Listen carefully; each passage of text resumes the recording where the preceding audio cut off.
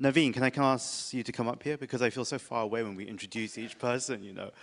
But you know what we're given? We're given a sheet of paper with each speaker's biography, but a sheet of paper doesn't tell someone's story, nor someone's journey, not your journey anyway. So 3 interesting facts about you. You lived and studied in Hong Kong for a few years, wasn't expecting that. You are from Bangladesh, and there's one thing that I connected, one thing that stood out on your biography was that you say that we must stop talking.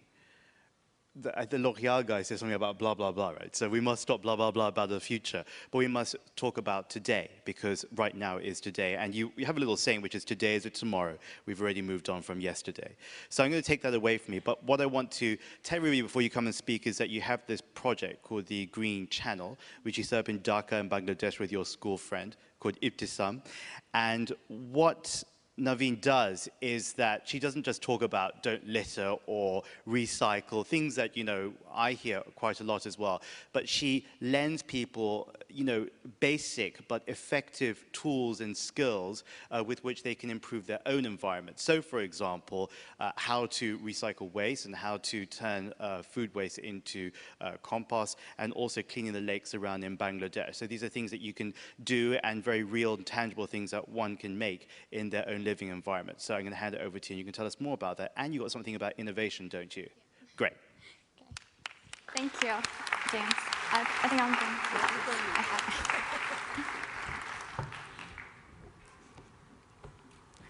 Hi, everyone. Good afternoon and assalamu alaikum. Very strangely, all of us who are sitting in the front today, the delegates, we're all wearing black. So backstage, it just felt like, are we attending a funeral? A funeral of the earth, probably? So let's really hope that does not become a reality. A liter of light can be the answer to the problem of many people still living in the darkness today. It is a project that envisions to provide economically and ecologically sustainable source of light to the underprivileged areas in the Philippines. The idea is simple and cost-effective.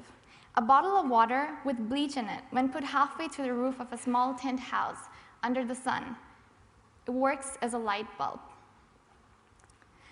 Now, there's definitely a little bit of physics there that maybe Mary can explain to you, but I won't get into that. But it's interesting, isn't it? This idea was first discovered by an engineer in Brazil. Until yesterday, solar panels were probably one of the only answers to some problems posed by climate change issues.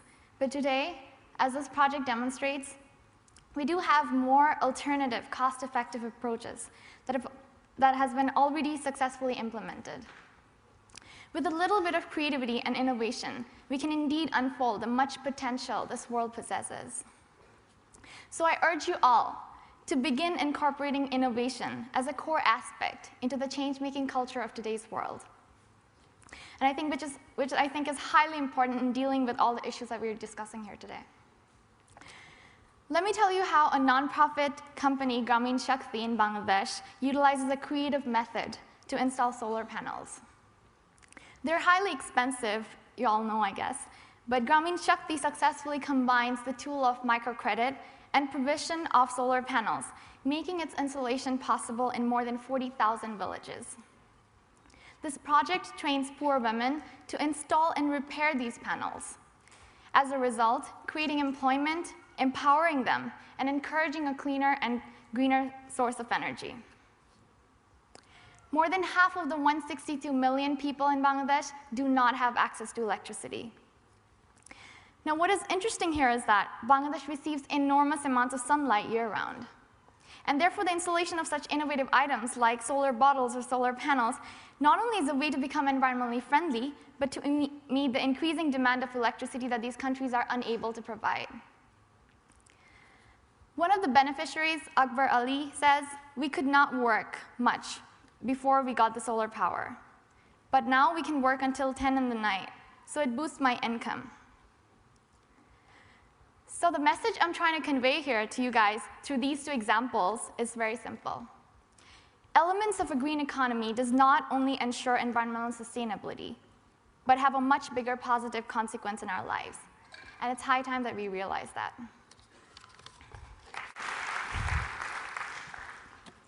Today, mushrooms can be used instead of conventional synthetics to serve our needs. Aluminium cans can be used to make batteries. Silk can be used in place of styrofoam to make cups, et cetera, et cetera. The list is really long, but they're all out there. But how many of us are actually thinking of utilizing these innovative approaches? Unfortunately, not many, except for the environmentalists. But interestingly, you do not have to be one in order to be a part of this change. I urge you all to take a step forward and make the little difference you can within your own arena. Invest in using a renewable energy at home and at work. Use recycled chairs. Make compost out of the waste food that fills up a big chunk on our landfills. It's time we stop expecting the governments to take all the responsibilities and ourselves become proactive citizens.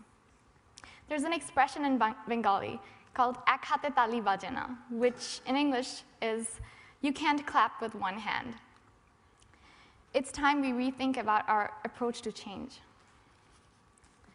I launched a project this year called Green Channel, where students were taught ways to recycle paper and to make compost out of food waste. More than 450 volunteers then helped clean a portion of a polluted lake in Dhaka. That was a means to raise awareness through action. And finally was Envi Outcomes, a mentorship program, the purpose of which in Green Channel is to empower more young leaders to come up with creative environmental solutions. This year's Envi Outcomes team, with financial assistance from Green Channel, will be sorting out waste materials collected from restaurants and sending them off to recycling plants.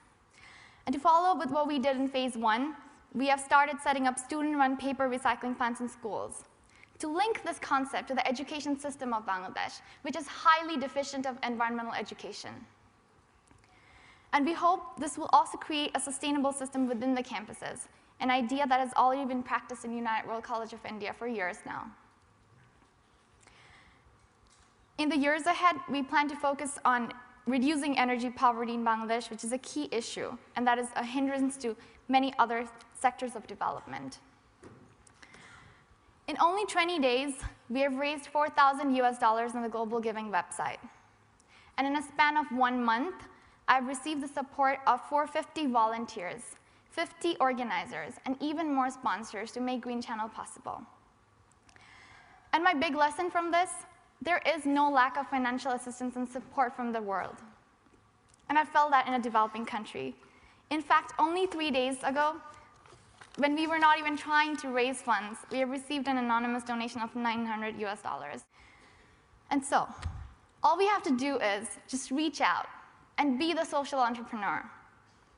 Or at least, the least you can do is to adapt to a greener way of life. As Martin Luther King has said, the time is always right to do what is right. And the action that we always talk about has already started. The wake-up call has already been made. I guess you've seen in Dr. Yunus's sayings. So go home and make your difference. Thank you.